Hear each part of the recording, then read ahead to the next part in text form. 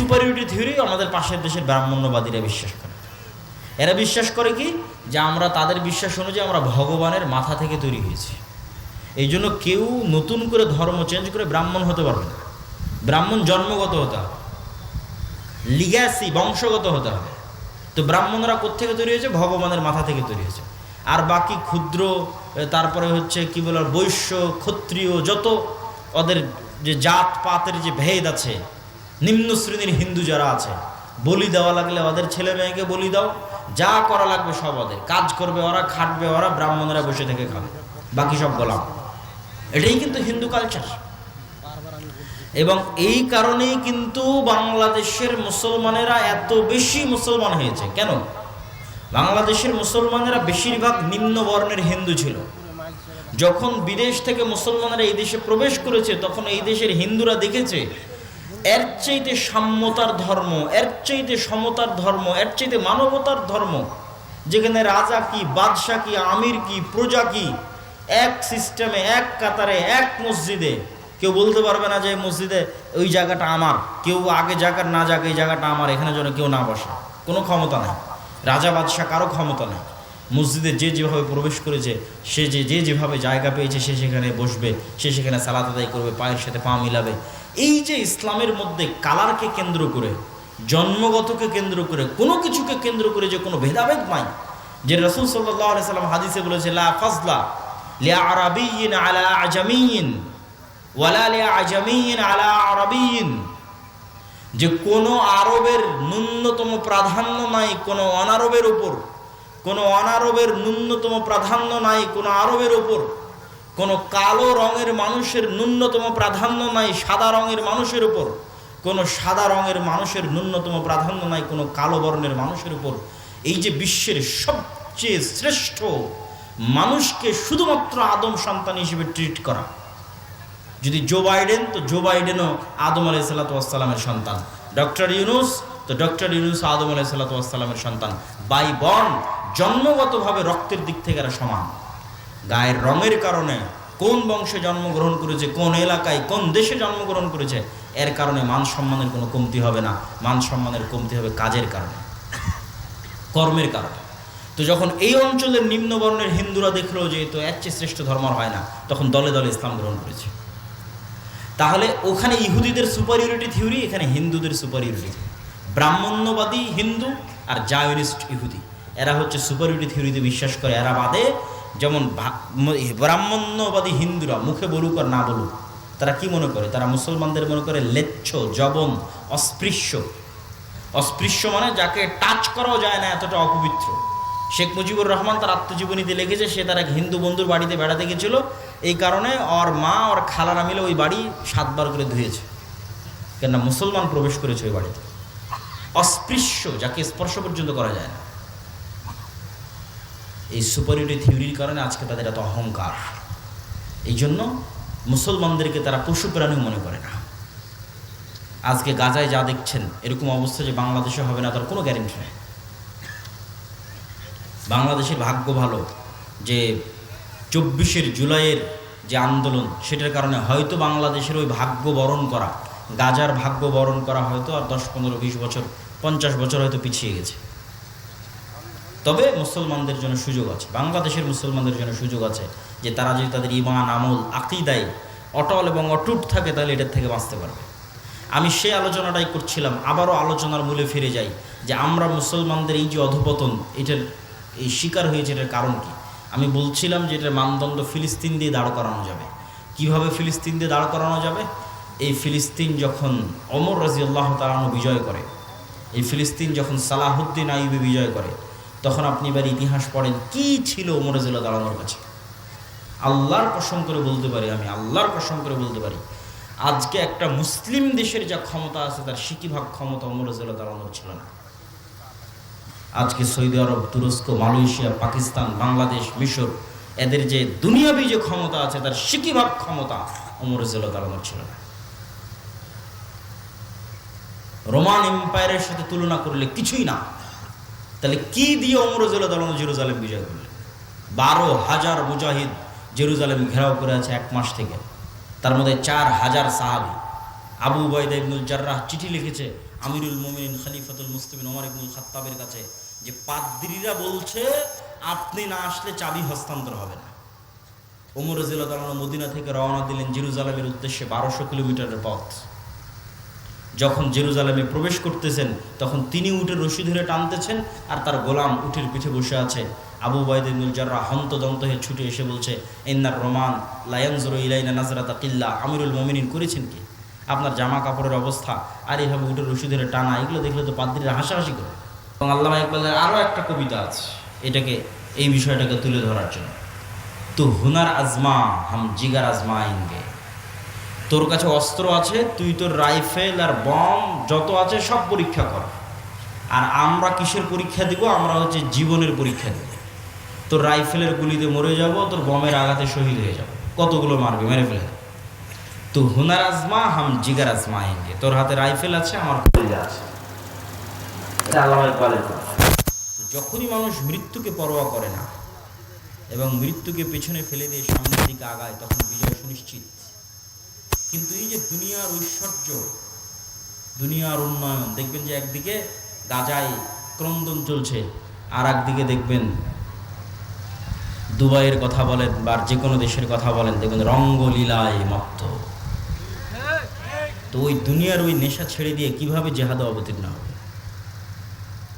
তখনই অবতীর্ণ হতে পারবে যখন দুনিয়ার এই মূল্যটা হারিয়ে যাবে। এই জন্য আল্লাহ শিক্ষা দেন, মানে জেহাদে অবতীর্ণ হওয়ানোর জন্য আল্লাহ শিক্ষা দেন। শাস্তি না পেলে ঠিক হয় না মানুষ।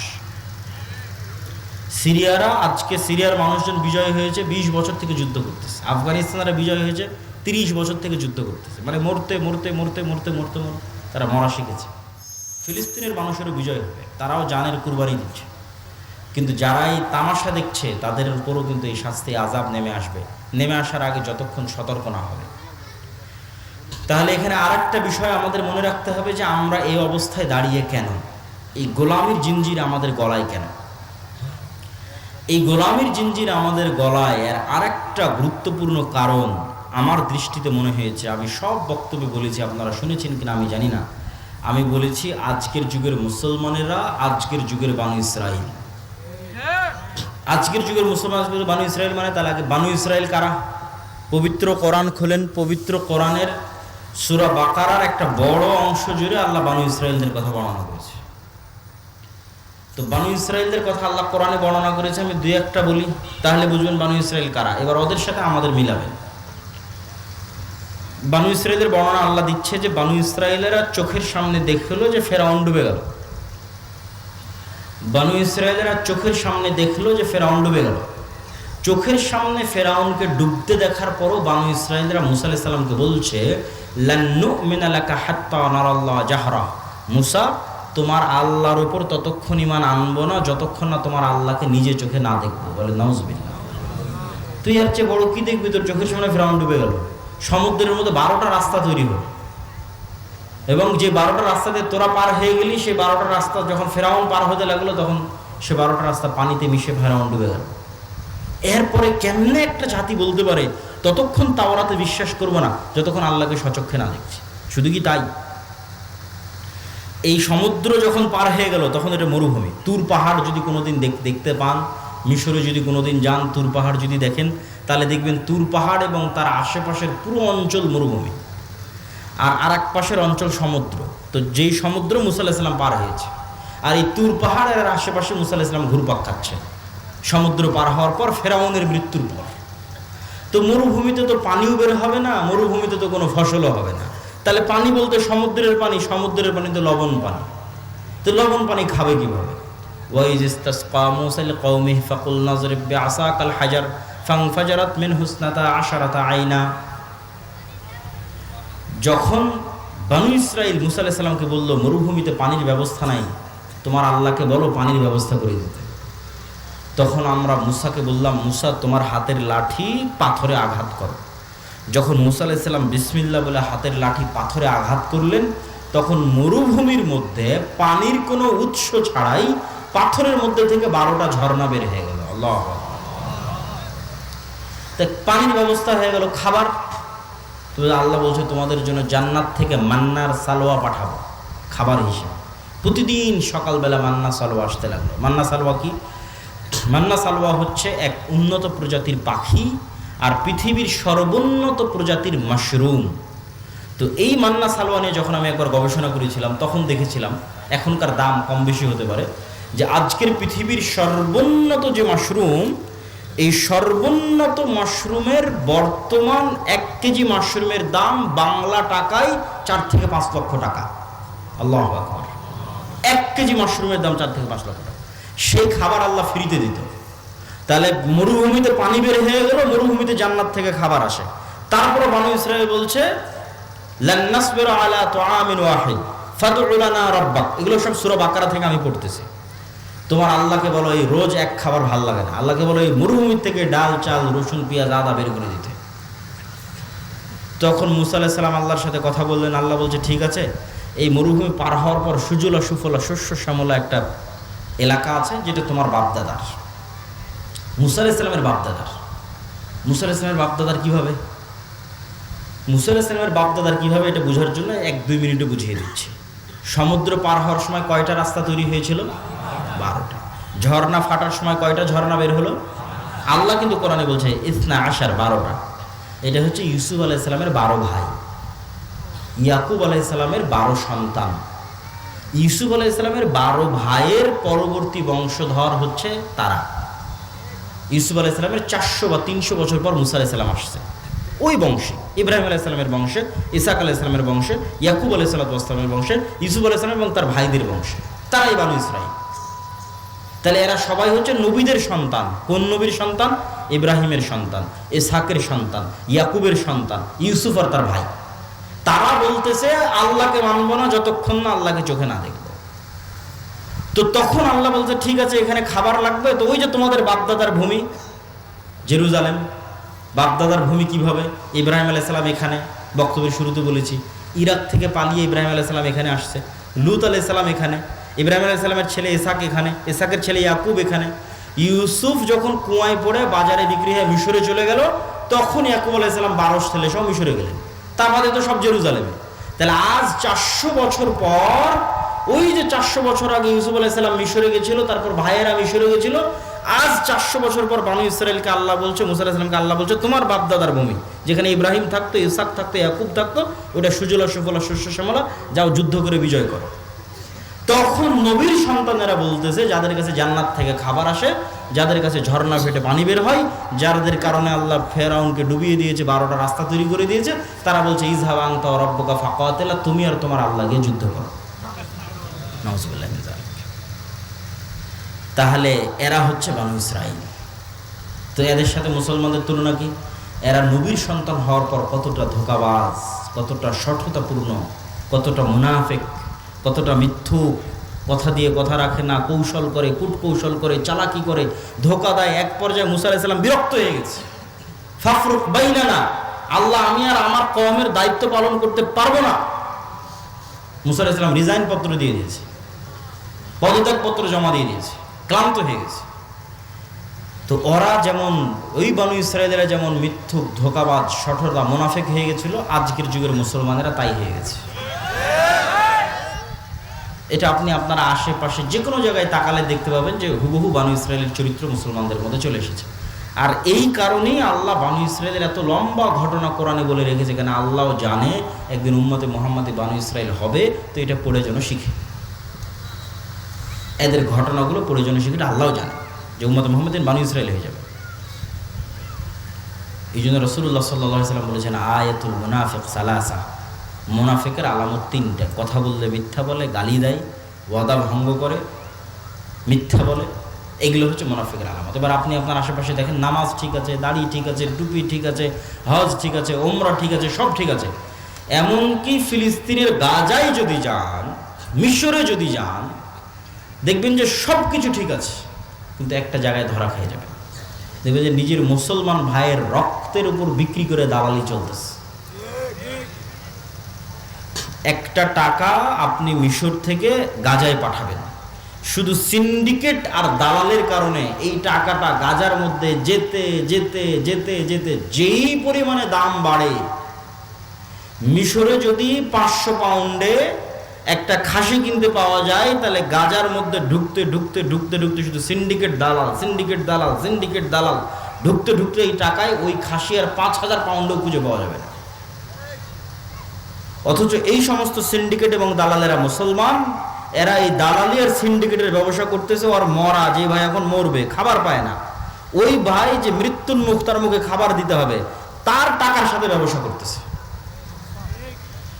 এ হলো মুসলমান ইসরায়েল, মিথ্যুক, ধোঁকাবাজ, সততাপূর্ণ, দুর্নীতিবাজ।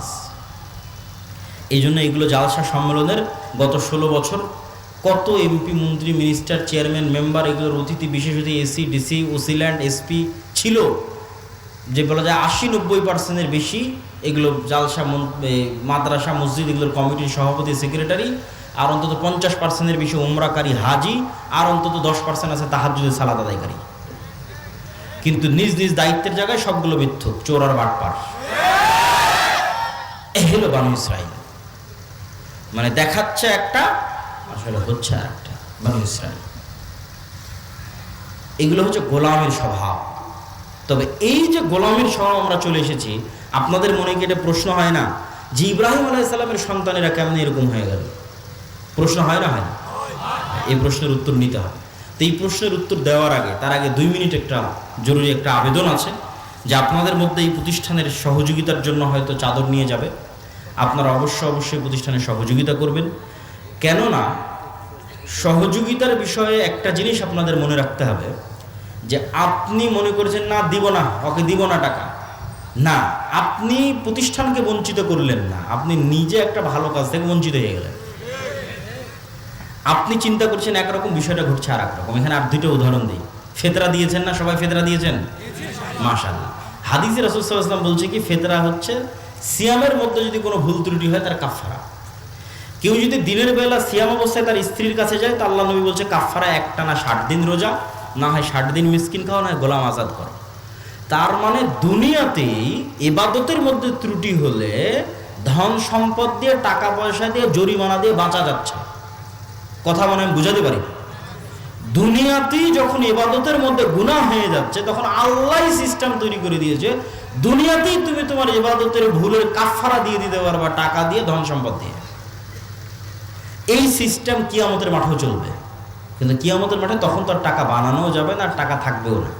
তাহলে এখন যারা আগে থেকে সেভিং অ্যাকাউন্টে জমা করে রাখবে টাকা পয়সা, ধন দৌলত আল্লাহর কাছে, আল্লাহকে কর্জ দিয়ে রাখবে, আল্লাহ ওগুলোকে আবাদ করবে, বাড়াবে। আল্লাহ বলছে তুমি যেমন একটা ধানের গাছ পুতলা, সেখান থেকে যেমন 100 ধানের শীষ বের হবে, আমার কাছে টাকা দাও, আমি ওটাকে বাড়াতেই থাকবো, বাড়াতেই থাকবো, বাড়াতেই থাকবো। তারপরে কিয়ামতের মাঠে তুমি যেদিন উপস্থিত হও, উপস্থিত হয়ে দেখবা কার নামে গীবত করেছো, কাকে অপবাদ দিয়েছো, কোথায় ঠিক মতো নামাজ পড়নি, কোথায় রোজা ছুটে গেছে, কত রকমের এলোমেলো হয়ে গেছে। তখন তোমার এই টাকা দিয়ে আস্তে আস্তে কাফারা হবে, তুমি বেঁচে জান্নাতে চলে যাবা। এই জন্য আব্দুর রাজ্জাক বিন ইউসুফ বলেছে যে দান হচ্ছে শক্তিশালী, পাওয়ারফুল ইবাদত, অন্য সবগুলোকে কাভার দিতে পারে। আর কোনো ইবাদত আর একটাকে কাভার দিতে পারে না। হজে যান, দেখবেন যে একটা ইবাদত ছুটে গেছে, কথার কথা আপনি একটা ভুল করে ফেলেছেন, তখন আপনাকে মুআল্লিম বলবে দম দিতে হবে। দম কি? একটা খাসি জবাই করতে হবে। তো খাসি জবাই করতে কি লাগবে? টাকা লাগবে। তো টাকা দিয়ে খাসি জবাই করে হজের একটা ভুল শুধরে গেছে। সম্মানিত উপস্থিতি, তা আপনাদের মধ্যে যারা চাদর হাতে যাবে, আমাদের বক্তব্য অব্যাহত থাকবে এবং খুবই গুরুত্বপূর্ণ আলোচনা, না শুনে অধৈর্য হয়ে আপনারা যাবেন না, তার মধ্যে সহযোগিতাও করতে থাকবেন। তো আমরা প্রশ্ন কি করেছিলাম, ইব্রাহিম আলাইহিস সালাতু ওয়াস সালামের সন্তানেরা এইভাবে মুনাফিক, নিমক হারামে পরিণত হলো, এর কারণ জানার দরকার আছে না নাই? আছে। আমি আমার গবেষণায় যে কারণ বের করেছি, এবং আমার মনে হয়েছে এটাই কারণ, ইতিহাস তার প্রমাণ বহন করে, ইতিহাস তার সাক্ষী বহন করে। সেই কারণটা হচ্ছে যে ইউসুফ আলাইহিসসালাতু ওয়াস সালামের মৃত্যুর পর, ইউসুফ আলাইহিস সালাম মারা গেল। ইউসুফ আলাইহিস সালাম যতদিন বেঁচে ছিল, ভাইয়েরাও মন্ত্রী, মিনিস্টার, চেয়ারম্যান, মেম্বার, বড় বড় পদে ছিল। ইউসুফ আলাইহিস সালামের মারা যাওয়ার পর যেই বংশের সাথে জোট করে ইউসুফ আলাইহিস সালাম ক্ষমতায় ছিল, ওই বংশের নাম হাকসুস বংশ। ওই হাকসুস বংশের পতন হয়ে নতুন বংশ ক্ষমতায় আসলো, তাদের নাম ফেরাউন, ফারাও। এই ফারাওরা বললো যে আগের হাকসুসদের মারবো তো মারবো, ওদের সাথে যাদের জোট ছিল ইউসুফ আর এদের ভাই, এদেরকেও মারবো। তো যখন ইউসুফ আর এদের ভাইদের মারতে গেল, তখন বড় বড় জ্যোতিষী, বড় বড় পাদ্রী, জাদুকরেরা বলল, এই ফারাওরা শোনো, তোমাদের যদি কোনোদের ক্ষমতার পতন হয় তাহলে বানু ইসরাইলদের মধ্যেই পতন হবে, ইউসুফ আর ইউসুফের ভাইদের মধ্যেই এমন সন্তান জন্ম নেবে যে তোমার ক্ষমতাকে ধ্বংস করে দিবে। তো ফেরাউনের মাথা আরো নষ্ট হয়ে গেল, আরো জুলুমের স্টিম রোলার বাড়িয়ে দিল। তো এই জুলুম চলল 300 বছর। ফেরাউনের জুলুম বানু ইসরাইলের উপর চলেছে 300 বছর।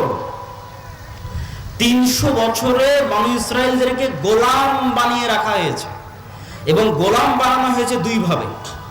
এক, সুদী অর্থনীতি। আপনি বলেন ওই যুগে আবার সুদী অর্থনীতি কোথায় থেকে আসলো? জি, কারুন হচ্ছে ফেরাউনের যুগের মানুষ। কারুন সমগ্র মিশরে সুদী অর্থনীতি পরিচালনা করত। সুদী অর্থনীতি দিয়ে, লোন দিয়ে, যেহেতু গোলাম হয়ে গেছে, টাকা নাই, টাকা লাগলে লোন নিতে হবে, লোনের উপর আবার সুদ, লোনের উপর আবার সুদ। একদিকে লোনের উপর আবার সুদ, আর একদিকে পলিটিক্যালি কোনো ক্ষমতা নাই, পুরুষ সন্তান জন্ম নিলে জবাই করে দাও, ভয়ঙ্কর অবস্থা। তো 300 বছরের গোলামিতে তাদের ব্যক্তিত্ব, আত্মমর্যাদা, আত্মসম্মান সব ধ্বংস হয়ে গেছে। যেমন আমি যদি একটা উদাহরণ আপনাকে দিই, যে ধরেন এখানে দুইজন গোলাম বসে আছে, আমি বললাম যে এই যে একটা রুটি তোমাদের জন্য দিলাম, তখন এই দুই গোলাম 3 দিন থেকে না খেয়ে আছে, টাকা পয়সা উপার্জনের কোনো রাস্তা নাই, যেহেতু গোলাম। টাকা নিতে হলে সুদের ভিত্তিতে লোন দিয়ে নিতে হবে কারুনের কাছ থেকে। সুদের ভিত্তিতে লোন দিয়ে নিতে নিতে বেশি লোন হয়ে গেছে, ওটাও শোধ করতে পারে না, তাহলে কই যাবে? তখন এই দুই গোলাম ওই একটা রুটিনে কাড়াকাড়ি লেগে গেছে। তো একটা রুটিনে কাড়াকাড়ি লেগে গেছে, একটা রুটিনে মারামারি লেগে গেছে। তাহলে একটা রুটির জন্য গোলাম কি বলবে? মিথ্যা বলবে। একটা রুটির জন্য গোলাম কি করবে? আরেকজনকে মারবে। একটা রুটির জন্য গোলাম কি করবে? আরেকজনকে হত্যা করবে। একটা রুটির জন্য গোলাম কি করবে? দুর্নীতি করবে। একটা রুটির জন্য গোলাম কি করবে? ধোঁকা দিবে। এইভাবে তখন গোলামের নেচার তৈরি হয়, মিথ্যা বলা, ধোঁকা দেওয়া, মুনাফিক হওয়া স্বভাব তৈরি হয় যখন মানুষ গোলাম অবস্থায় বড় হয়।